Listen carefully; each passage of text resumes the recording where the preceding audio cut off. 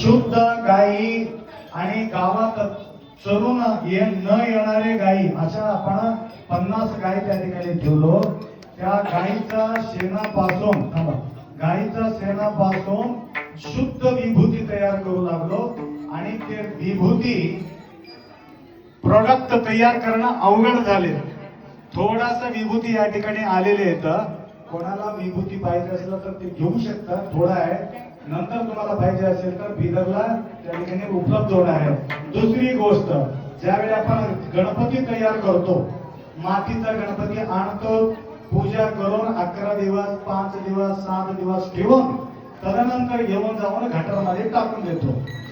गणपतीचा आराधन करून गटारामध्ये टाकणं किती मोठा पाप आहे तुम्ही विचार करा. त्याकरता आम्ही विचार केला अशा प्रकारच्या घटना घडू नये म्हणून गोशालामध्ये शेणाचा गणपती तयार केले, एकदम फिट. ते पाणी टाकलं तरी काय होत नाही. परंतु तदनंतर गणपती कुठं टाकावं हे प्रश्न पडला. आम्ही कुंडल काय म्हणतात त्याला, झाड लावायचं आणि 11 दिवस गणपतीच्या पूजा करून त्या कुंडलमध्ये ठेवायचा आणि झाड देतो, त्याला पाणी घालत राहायचं.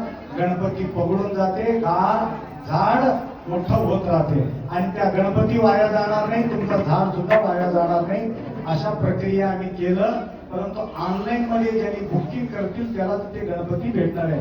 गेल्या वर्षी जवळजवळ 5000 गणपती आम्ही भक्तांना दिल्या होत्या. अशा प्रकारच्या अनेक गोष्टी होतं. परंतु आता तुम्हाला सांगायला माझा वेळ नाहीये.